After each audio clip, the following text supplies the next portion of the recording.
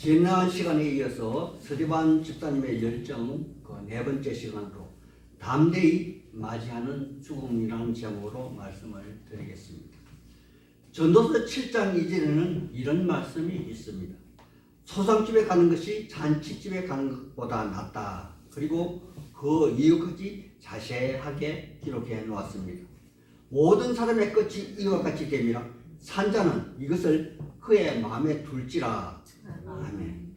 하나님의 사람들이요, 이 말은 우리의 삶을 어떠한 방식으로 어떻게 살아야 할지를 고민하는 현자의 중심원인 충고가 아니겠습니까? 그러하자면 이 말이 먼저 우리에게 큰 충격으로 다가오는 아주 심오한 배경을 생각하지 할 수 없을 것입니다. 왜냐하면 무신론자처럼 죽으면 모든 것이 끝이다 라고 생각하는 사람들에게는 이 말은 처음부터 아무런 의미가 없는 말이기 때문일 것이기에 이 말은 처음부터 창조주 하나님과 심판의 주님을 전제한 그러한 말일 것입니다. 하나님의 사람들이요, 물론 이 전도서 기자의 말은 유한한 세계에서 존재하는 모든 생명체는 모두 유한한 생을 살다가 언젠가는 죽음을 맞이한다는 1차적 대원칙을 표명한 그러한 말씀일 것입니다. 하지만 이 말을 기록한 전도서 기자는 2차적으로 이 땅의 모든 것이 헛되고 헛되다 말하지만은 그의 전도서 결론의 마지막에 기록한 말씀에는 창조주 하나님을 경외하고 그의 명령을 지킬지니라. 이것이 모든 사람의 본분이라. 그리고 친절하게 또 그 이유까지 기록해 놓았습니다.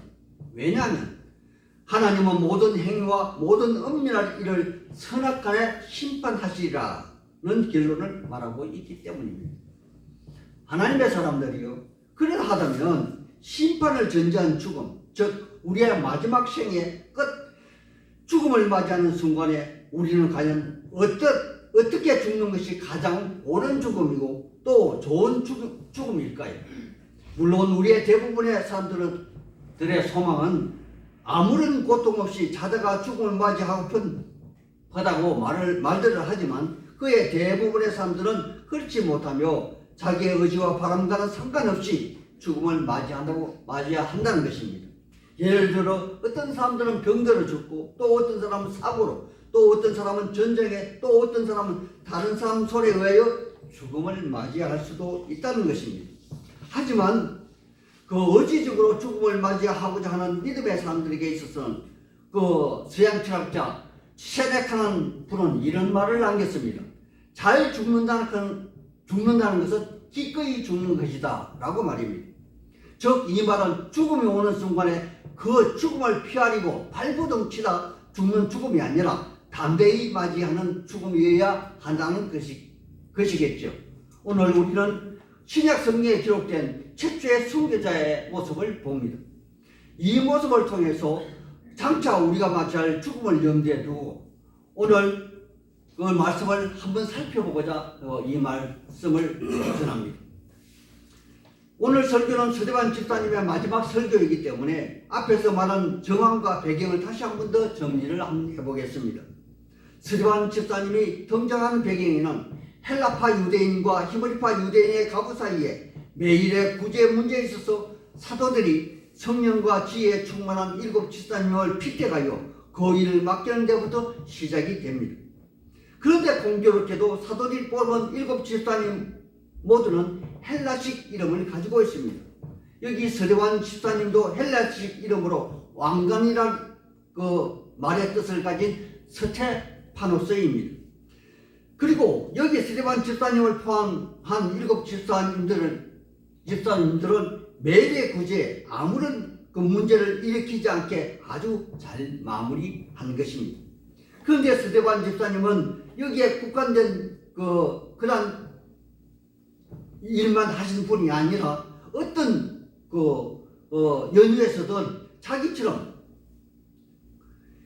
예루살렘을 떠나 살다가 다시 고향 예루살렘으로 돌아와 그들만의 회당을 짓고 그곳에서 더욱더 모세의 율법과 토레의 말씀을 잘 지켜 행하고자 누구보다 열심히 있는 그들에게 직접 찾아가 사람의 아들인 인자가 예수가 진정 메시아인 것을 전하다 거짓 정들의 모함으로 여기 홍해까지 끌려오게 된 것입니다. 그러하다면 여기 71명의 사내들인 홍해 회원들은 당대의 시보리 인들의 어른이요 지성이요 그리자리일 것입니다. 서대환 집사님은 바로 이곳에서 당대의 지성과 그리자들 앞에서 유대 역사를 포함한 하나님의 구속사에 대하여 변증하며 심지어 그들이 직접 메시아로 오신 예수를 그들의 조상들이 선지자를 모함하고 죽인 것처럼 당신들도 십자가 형벌에 내어 주어 죽게 한 장본인들이라 말을 함으로 오늘의 사태에 이른 것입니다. 이 말이 여기 54절에 그들이 이 말을 들었다는 데서부터 오늘의 사건이 발단이 된 것이죠. 그런데 여기 54절의 말씀에서 8장 1절의 초반절의 말씀을 자세히 살펴본다면 사내들인 공개원 회원들과 서대환 집사님의 그 반응이 극적으로 대조되고 반복적으로 교차되어 나타나고 있다는 것을 알 수가 있을 것입니다. 아니 당대의 지성들과 권위자들은 땅의 것을 말하고 분내고 있으나 서대환 집사님은 믿음의 실상인 하늘을 바라보며 초연히 그들에 대하여 측은지심으로 그들을 대하고 있다는 것입니다. 먼저 공회원 회원들의 반응을 한번 살펴보겠습니다. 여기 공회원들은 서대환 집사님으로부터 극심한 모욕감과 수치심을 느끼게 하는 51절에서 53절의 질책을 받고 있습니다. 그리고 오늘 우리가 읽은 54절에 그들이 이 말을 듣고 마음의 찔림을 받았는데 그 반응은 사도행전 2장에 나타난 우리가 어찌할꼬 하고 회개하고 돌아서는 것이 아니라 마치 오늘날 우리 유치원에 다니는 어린아이같이 분해하며 짐승처럼 이를 갈았다는 그런 반응으로 나타내 보여주고 있다는 것입니다. 하나님의 사람들이요 당대의 지성이요 권위자요 지혜자이며 어른인 그들이 이를 갈았다는 것은 도저히 상식적으로 이해할 수 없는 그런 부분이 아니지 않습니까? 설령 서대환 집사님은 음해를 하고 거짓을 아뢰었다 할지라도 전후사정을 살피며 이성으로 판단해야 할 분들이 분해하며 이를 갈았다는 이런 반응은 아주 잘못된 반응일 것입니다. 이와는 대조적으로 서대환 집사님은 성령이 충만하여 하늘을 바라봅니다. 하나님의 사람들이요 성령이 충만하다는 말은 다른 말로 자신은 없고 자신 안에 예수의 영이 하나님의 영이 충만하다는 그런 말씀이 아닙니까? 성령이 충만한 그에게 하늘문이 열린 것입니다. 그리고 그의 열린 영 안으로 인자가 예수가 하나님의 우편에 선 것을 보느라 그렇게 증언하고 있습니다.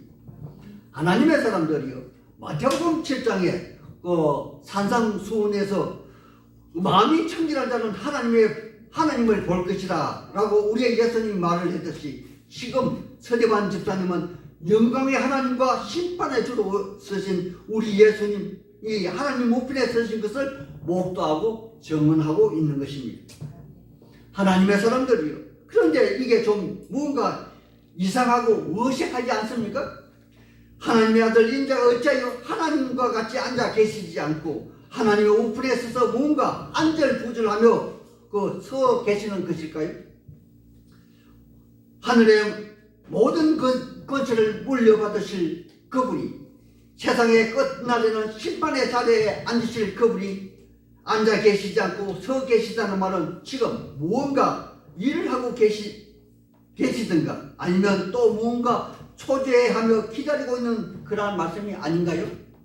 아무튼 성경에는 계속 서대환 집사님의 간증을 이어가지 않고 또 공회원들의 반응을 기록하고 있습니다. 57절에서 58절입니다. 우리 57절에서 58절의 말씀을 같이 한 몫으로 한번 읽어보겠습니다. 시작. 그들이 큰 소리를 지르며 길을 막고 일제히 그들에게 달려들어 성 밖으로 내치고 돌로 칠세 정인들의 옷을 벗어 사울라 하는 청년의 발 앞에 두리라. 아멘. 하나님의 사람들이여 성경에는 그들의 반응을 순차적으로 진행 과정을 설명하고 있는 것을 봅니다. 그들이 큰 소리를 지르고 다음으로 길을 틀어막고 그에게 달려들어 또 이어서 성 밖으로 그를 나가 내치며 다음으로 돌로 서대반 집사님을 쳤다는 것입니다. 그런데 여기에 등장하는 그들은 과연 누구입니까? 공의원 회원들이 아닙니까? 백성의 어른이요 지혜자요 당대에 모셔오경과 613가지 토라의 말씀을 전하는 그러한 지식가요 또 막대한 권위를 가지신 그런 분들이 먼저 큰 소리를 지르다는 것은 이성을 잃었다는 그런 말이겠죠. 길을 막았다는 것은 모든 대화를 단절했다는 것이며 막무가내로 달려들었다는 것은 오늘날 시장통 무식한 자들이 취하는 그러한 자들의 행동과 똑같은 행동을 했다는 것이며 돌로 사람을 쳤다는 것은 우리나라 조선시대 사형 집행인이 망나니 역할까지 했다는 것이 아닙니까? 물론 공예회원 모두가 이렇게 말하고 행동하지는 않았겠지만 그들은 왜 이렇게까지 돌변하게 된 것일까요? 물론 1차적으로 서대반 집사님이 그들과 그들의 조상까지 범죄자요 살인자라 그들을 모독한 것이 직접적인 확인이 된 것은 사실일 것입니다. 하지만 그럼에도 불구하고 그들이 이렇게까지 돌변한 것은 도저히 이성으로 설명할 수가 없습니다. 그러하다면 여기 성령이 충만한 서대반 집사님과 그들은 정반대의 역할을 하고 있는 것이므로 그들은 지금 그들이 어떤 일을 하고 있는지 전혀 이해하고 알지 못하겠지만 그들은 지금 마귀에 사로잡혀서 마귀의 일을 하고 있는 것이 아닌가 생각해 봅니다. 그런데 이렇게 사람이 죽어가는 아주 급박한 상황 가운데 성경 기자 누가는 누구보다도 성경을 객관적 사실에 근거해 기록한 것이 사실이라면 여기에 아주 특이한 한 사람 사울이라는 청년을 소개하고 있습니다. 그는 당대의 최고의 학파이며 공회의 수장인 가말리엘 문화sek으로서 유대주의자에 입각하여 공회원 회의장인 아브라 광장에서 성전 가까이에 그곳에서 사형운동을 내리고 또 전인들이 먼저 돌로 치는 사형 집행 장소에 성 바깥에 위치하고 있는 그곳에서 서대반 집사를 끌고 가는 그런 상황을 지켜보고 있었으며 또 그들 바깥으로 내쳤다고 기록한 그곳에서 정민들의 윗옷을 벗고 순차적으로 돌로 치는 그런 과정에 그 옷을 맡아주는 그런 사람으로 자세하게 그 사람 사울의 이름까지 상세하게 적시하고 있다는 사실입니다. 그리고 또 이어서 서대반 집사님의 독백의 기도와 그의 상태를 기록하고 있는 말씀을 봅니다. 59절입니다. 59절의 말씀도 같이 한번 읽어보겠습니다. 시작. 그들이 서대반 집사님을 서대반이 들어주어 이르되 주 예수여 내 영혼을 받으시옵소서 하고 무릎을 꿇고 크게 불러 이르되 이 죄인을 그들에게 돌리지 마옵소서. 이 말을 하고 자니라. 아멘. 하나님의 사람들이여 여기 이 표현 서대반 집사님의 기도의 내용은 누가복음 23장 34절과 46절에 우리의 예수님이 십자가 죽음을 죽으시는 그런 가정과 똑같은 표현을 하고 있다는 것을 우리는 압니다. 이는 우리 보통 일반 사람이 이러한 경지에 다다를 수 없는 수준의 기도이기도 합니다. 또한 돌로 치는 과정에 머리가 터지고 뼈가 드러나고 또 피가 솟구치는 과정은 모두 생략하고 단지 내일 아침이면 다시 멀쩡하게 일어나는 그런 사람처럼 잔이라 그렇게 표현하고 있다는 것입니다. 그리고는 또 이어서 이번에는 공회원들 대표하듯이 사울이라는 청년이 8장 1절 초반절에 그가 죽임을 당함을 마땅히 여기더라 라는 기독교 교회사에 최초로 순교한 서대반 집사님의 순교 장면을 마무리하고 있습니다. 그러하다면 하나님의 사람들이요 여기 서대반 집사님의 순교 장면이 2000년 교회사에 미친 파장과 오늘 살아가는 우리도 언젠가는 죽음을 맞이해야 할 터인데 과연 그러하다면 우리는 어떠한 죽음을 맞이하는 것이 좋은 죽음이겠습니까? 먼저 교회사에 미친 영향을 한번 살펴보겠습니다. 우리의 예수님은 자기의 십자가 죽음과 부활의 복음이 온 예루살렘과 온 유대와 사마리아 땅 끝까지 전하게 하라고 말씀을 하셨는데, 여기 스데반 집사님의 순교를 인하여 더욱 핍박을 받는 그러한 물리적인 외부 힘에 의하여 결과론적으로 복음이 비로소 사마리아를 넘어서 땅 끝까지 전하게 되어지게 되었다는 사실입니다. 뿐만이 아니라 첫 복음이 전해지는 그곳에는 반드시 순교자의 피가 뿌려지는 역사가 반드시 선언되어 나타난다는 사실 또한 부인할 수 없는 그런 사실로 받아들여지게 됩니다. 이것은 초대교회 사도들뿐만이 아니라 그를 잇는 속사도, 예를 들어 서문화 교회 감독이었던 폴리가, 그리고 철학은 모든 이단의 어머니라고 주장하는 터툴리안, 교회론을 주장한 키프로스 등 교회 교부들에게도 면면이 이어졌고, 또 오늘날까지 복음이 전해지는 그곳에는 원하든 원치 않든 진실을 말하는 순교자의 피가 이어지고 있다는 사실입니다. 특히 4세기경에 교부로 활동하셨던 어거스틴은 교회사를 정리하면서 서대반의 죽음이 안디옥 교회가 설립되는 계기가 되었고, 또 본문에 등장하는 사울이 바울되게 하였고, 가말리엘과 니고데모 역시 그의 순교를 위하여 회심을 하여 돌아오는 계기가 되었다고 그렇게 기록한 말씀도 있다는 것입니다. 두 번째, 그의 순교가 오늘 우리에게 미치는 영향은 무엇인가 하는 것입니다. 하나님의 사람들이여, 성경에 기록된 대로 우리의 싸움은 혈과 육의 싸움이 아니요 하늘의 정사와 권세자들과의 그 싸움입니다. 전투입니다. 그러하다면 서대반 집사님의 순교는 철저하게 사단 마귀의 책략과 그의 도구로 등장하는 깨닫지 못한 유대인과 또 사내들인 공회원들과 예수님의 제자로 진리에 군사된 자들과의 영적인 전투입니다. 다시 말해서 오늘 본문의 사내들인 공회에는 끊임없이 이 땅을 추구하고, 서대반 집사님은 하늘으로 우리의 믿음의 실상을 나타내 보여주고 있다는 사실입니다. 즉, 이 말은 다시 오늘날 우리 현대식으로 표현하자면 우리의 믿음의 신앙생활도 이와 한치도 변함없이 똑같다는 그러한 말씀인 것입니다. 그러하다면, 진실로 그러하다면 우리의 영적 전투 역시 신앙생활은 어디에 초점을 두어야 하는지 분명해진다는 것입니다. 신앙으로 살다가 죽을 수 있을 때 그 죽음을 피하지 않고 죽는 죽음이 바로 옳은 죽음이고 바른 죽음입니다. 아니, 평소에 죽음을 각오한 신앙이어야만 올바른 죽음을 죽을 수 있다는 그러한 말의 표현이기도 합니다. 저는 나이 50이 넘어서 신학을 하였습니다. 신학을 공부한 이유는 단지 잘 죽겠다는 그러한 뚜렷한 목적의식이 있었기 때문입니다. 하지만 신앙생활은 결코 만만치 않습니다. 교회를 개척한 지 10년이 넘었는데도 저는 여전히 건설 현장에서 일을 하고 목회를 합니다.